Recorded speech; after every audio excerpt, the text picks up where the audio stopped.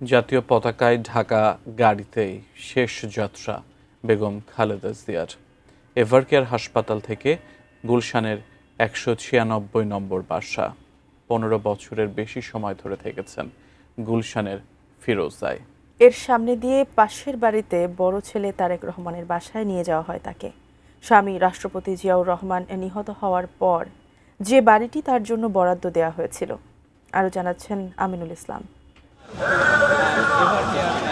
বাংলাদেশের পতাকায় মোড়ানো ফ্রিজার ভ্যানে বুধবার সকাল ৯টায় এভারকেয়ার হাসপাতাল থেকে বের করা হয় সাবেক প্রধানমন্ত্রী, বিরোধী দলীয় নেতা, বিএনপির চেয়ারপারসন বেগম খালেদা জিয়াকে।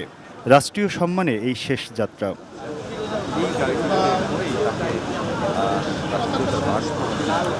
গুলশানের ফিরোজা থেকে ৩৯ দিন আগে অসুস্থ শরীর নিয়ে বের হয়েছিলেন খালেদা জিয়া।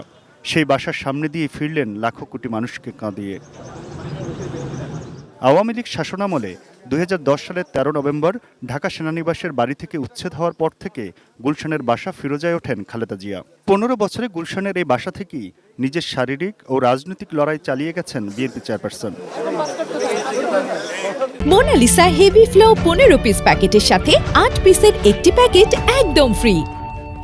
খালেদা জিয়ার বড় ছেলে তারেক রহমান যুক্তরাজ্যের ১.৫ দশকের নির্বাসন কাটিয়ে গত সপ্তাহে ওঠেন পাশের ১৯৬ নম্বর বাড়িতে। সেখানে নিয়ে আসা হয় তার মায়ের মরদেহ। জীবনের এক কঠিন সময় পার করে ১৭ বছর পর দেশের মাটিতে পা রাখার সপ্তাহের মধ্যে মাকে হারিয়ে শোকে বাকরুদ্ধ বিএনপির ভারপ্রাপ্ত চেয়ারম্যান। মরদেহের পাশে দাঁড়িয়ে স্রষ্টার কাছে দোয়া করে মাকে শেষ বিদায় দিলেন তারেক রহমান।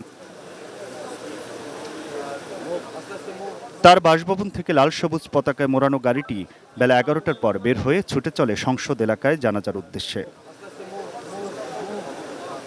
জানাজা শুরু হতে তখনও বেশ সময় বাকি।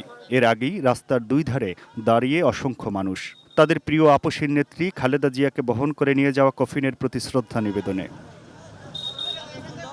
সামনে মা খালেদা জিয়াকে বহনকারী গাড়ি, পেছনে ছুটছে তারেক রহমানকে বহন করে নিয়ে যাওয়া বাস। স্বামীর হাতে গড়া রাজনৈতিক দলটির পূর্ণতা দিয়েছেন যে মহিষী নারী, সেই ভার বহন করার দায়িত্ব দিয়ে গেলেন এই সন্তানকে। Aminul Islam, ATN news, Dhaka.